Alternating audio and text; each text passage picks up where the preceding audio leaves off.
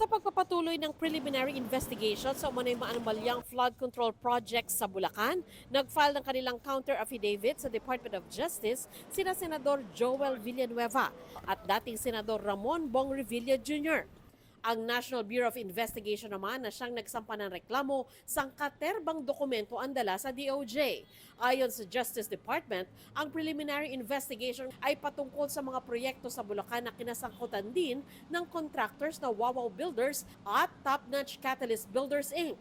Sabi ng DOJ, idiniklara ang mga proyektong 100% complete pero ang iba ay ghost project naman o kaya ay hindi kompleto.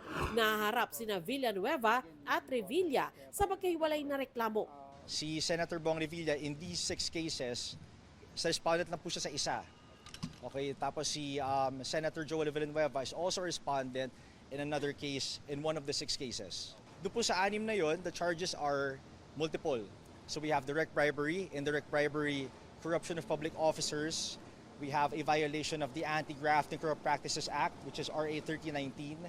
Tapos may violation din po ng the Government Procurement Act, and also a violation of the conduct of bid rigging in the procurement process. Tig-isa po sila, pero hindi lang po sila yung respondent sa mga kaso na yon. So we have multiple respondents, including DPWH officials. Muli na maitinanggi ni Villanueva na nakinabang siya mula sa flood control projects sa Bulacan. Alam niyo yung nangyayari tungkol sa flood control, kinamumuhian natin for so many years. Yung away namin ni Zaldico, tapos doon sa complaint, 1% daw binibigay ni Zaldico sa akin. So, that's ridiculous. Ayon sa kanyang abogado, meron silang 3 testigo kasama na rito ang staff ni Villanueva na kinilala ni dating Bulacan District Engineer Henry Alcantara bilang peng na inabutan umano niya ng 150 million pesos sa rest house sa Bulacan. Sabi ni Alcantara, para raw ito kay Villanueva bagamat hindi umano alam ng senador na mula ang pera sa flood control. Pero sabi ng kampo ni Villanueva, hindi totoo ang paratang ni Alcantara. Walang binigay. Walang binigay. So, nasaan ang pera ko? Nasa kanila siguro. Sa engineer. Saan pa pupunta? Si Revilla naman, hindi nagpaunlak ng interview pero ayon sa kanyang abogado, walang basihan ang akusasyon laban sa kanya. Matatandang idinawit si Revilla sa flood control din na Alcantara at dating DPWH Undersecretary Roberto Bernardo. Ayon kay Bernardo, tumanggap si Revilla ng 25% commission mula sa flood control. Yung mga ganitong complaint na fina-file na walang batayan, para bang final lang, para lang mangharas o mangabala ng isang individual.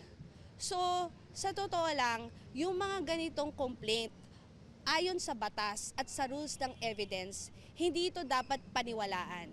But in the case of Yusek Bernardo, I think we pointed out that he has submitted five affidavits. Ang tingin namin, he was trying to really enter the witness protection program. And the only way that he can be admitted is actually point to somebody higher. Kaugnay pa rin sa flood control issue, inilahat ng DOJ na gumugulong na rin ang investigasyon nito sa plunder complaint laban kay dating Representative Zaldico. There's an allegation of conspiracy. Of course, the act of plunder could not have been committed by one individual alone. Of course, necessarily, may makasama siya dyan. Hiningan namin ng reaksyon ng abogado ni Ko pero wala pa itong tugon.